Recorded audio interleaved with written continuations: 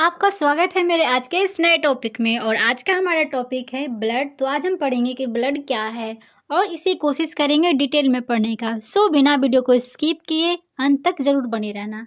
तो चलिए स्टार्ट करते हैं। तो ब्लड जो है हमारा एक लिक्विड कनेक्टिव टिश्यू है। कनेक्टिव टिश्यू का काम होता है हमारे ऑर्गेन को आपस में क्या कनेक्ट करके रखना, बांध के रखना। आगे बात कर ले हम, तो जो ब्लड है हमारे ह्यूमन बॉडी में, एडल्ट की बात कर रहे हैं हम, तो वो जो है कि बॉडी वेट का अप्रोक्स 7% भाग बनाता है, जो कि सिर्फ और सिर्फ हमारा ब्लड होता है।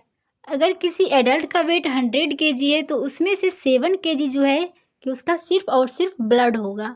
आगे बात कर लें कि आखिर हमारे बॉडी में ब्लड होता कितना है। तो अगर एक हेल्दी एडल्ट व्यक्ति है तो उसके बॉडी में अप्रोक्स 6 लीटर ब्लड होगा। ब्लड का पीएच जो होता है अप्रोक्स 7.35 टू 7.45 होता है, यानी हमारा जो ब्लड है स्लाइटली अल्कलाइन है।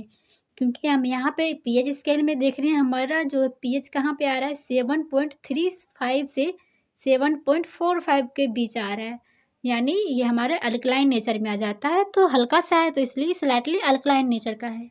आगे हम बात कर लें कंपोजिशन ऑफ ब्लड का। तो ब्लड में जो है मेनली 55% प्लाज्मा होता है और बाकी जो 45% होता है बस वही हमारा ब्लड सेल्स हैं। तो ब्लड सेल्स मेनली हमारा 3 टाइप का होता है, आरबीसी, डब्ल्यूबीसी और प्लेटलेट्स। तो ये तीनों जो है हमारे ब्लड सेल्स हैं और बाकी जो प्लाज्मा है वो हमारा 55% पाया जाता है। तो प्लाज्मा की बात कर ले हम, तो प्लाज्मा में क्या क्या होता है। तो प्लाज्मा में अप्रोक्स 90% वाटर होता है और इसी के साथ इसमें 7% प्रोटीन पाया जाता है, जिसे कि हम प्लाज्मा प्रोटीन कहते हैं। और इसमें 3 तरह का प्रोटीन पाया जाता है, अल्ब्यूमिन, ग्लोबुलिन और फिब्रोजिन। इसी के साथ प्लाज्मा में और भी बहुत सारी चीज़ें हैं जो कि पाई जाती हैं, जैसे कि हमारा ग्लूकोज हो गया, urea, sodium chloride, cholesterol, iron और यूरिक एसिड। आगे हम बात कर लेते हैं प्लाज्मा प्रोटीन की, जो कि बनाता है प्लाज्मा का अप्रोक्स 7% होता है। तो अल्ब्यूमिन, तो अल्ब्यूमिन क्या है, एक टाइप का जो है हमारा प्रोटीन है और यह प्लाज्मा प्रोटीन में सबसे ज़्यादा पाया जाता है। यानी हमारी जो प्लाज्मा प्रोटीन 7% है उसमें सबसे ज़्यादा जो है हमारा अल्ब्यूमिन प्रोटीन ही पाया जाता है। तो इसका फॉर्मेशन जो होता है यानी प्रोडक्शन जो होता है वो लीवर में होता है और ये जो है कि हमारे प्लाज्मा में ऑस्मोटिक प्रेशर को मेंटेन करके रखता है, बैलेंस करके रखता है। ऑस्मोटिक प्रेशर मीन यानी lower concentration to higher concentration. तो यही हमारा ऑस्मोटिक प्रेशर, हायर कंसंट्रेशन, जिससे कि हमारा ये एल्ब्यूमिन प्रोटीन क्या करता है, बैलेंस करके रखता है। आगे है कि ये हमारी बॉडी टिश्यू को प्रोटीन प्रोवाइड करता है, क्योंकि ये खुद एक प्रोटीन है। ये हमारा दूसरा प्लाज्मा प्रोटीन है ग्लोब्यूलिन। तो ग्लोब्यूलिन का मैक्सिमम पार्ट जो है फॉर्म होता है कहाँ पे, लीवर में। यानी ग्लोब्यूलिन प्रोटीन का जो कि मैक्सिमम भाग बनाया जाता है लीवर में और बाकी भाग जो है हमारे लिम्फोइड टिश्यू में बनते हैं। आगे हमारे जो ग्लोब्यूलिन प्रोटीन है उसे 3 पार्ट में डिवाइड किया गया है, जिसका नाम दिया गया है अल्फा ग्लोबुलिन, बीटा ग्लोबुलिन और गामा ग्लोबुलिन। तो हमारा जो अल्फा और बीटा ग्लोबुलिन है इसका काम क्या है, तो ये ट्रांसपोर्ट करता है कौन सी चीज़ों को, तो प्रोटीन, हार्मोन्स, लिपिड, इन सारी चीज़ों को जो है बॉडी को ट्रांसपोर्ट करता है। तीसरा टाइप है हमारा गामा ग्लोबुलिन और ये करता क्या है, तो इम्यूनिटी प्रोवाइड करता है हमें, हमारी बॉडी को अगेंस्ट एनी इन्फेक्शन।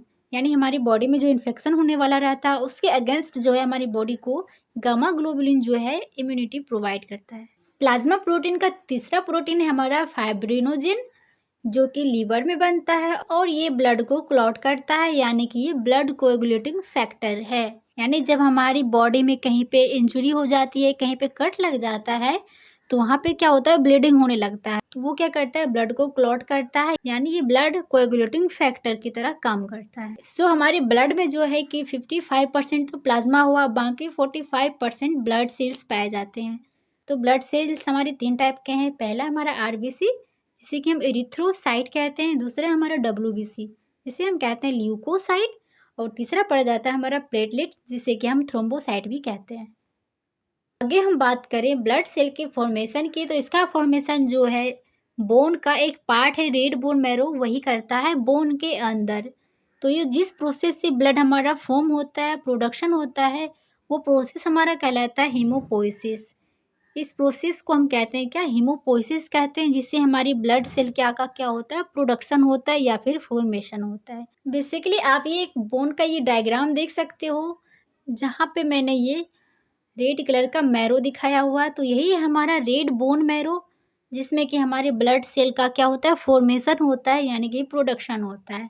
तो बेसिकली जितने भी टाइप के हमारे ब्लड सेल्स हैं, आरबीसी, डब्ल्यूबीसी और प्लेटलेट्स, इन सभी का प्रोडक्शन जो है कि बोन मैरो में ही होता है। हमारा जो एज ग्रुप है 0 से लेके 5 इयर्स तक, उसमें जो है ब्लड सेल का फॉर्मेशन जो होता है सभी बोन के द्वारा होता है। या क्योंकि जो बच्चे होते हैं 5 साल तक के, उनके सभी बोन में जो है कि बोन मैरो पाया जाता है। नेक्स्ट ग्रुप है हमारा 5 ईयर्स से लेके 20 ईयर्स तक में। इसमें क्या होता है, हीमोपोइसिस का जो प्रोसेस है वो लॉन्ग बोन में क्या होता है, धीरे धीरे कम होने लगता है।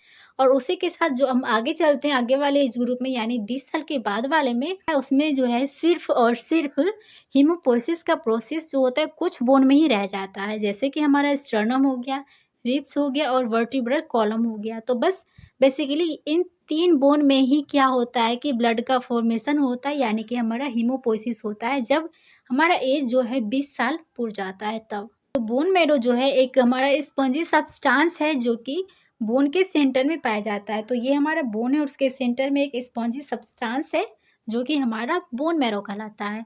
और यही बोन मैरो जो है हमारे ब्लड सेल्स को प्रोड्यूस करते हैं। सो यहाँ पे मैंने प्लाज्मा को कंप्लीट कर लिया है और अगले वाली वीडियो में हम पढ़ेंगे ब्लड सेल्स। और ब्लड सेल्स में सबसे पहले शुरुआत करेंगे आरबीसी से। तो चलिए इस वीडियो को यहीं पे ख़त्म करते हैं, मिलते हैं अगली वीडियो में, तब तक के लिए बाय बाय, टेक केयर।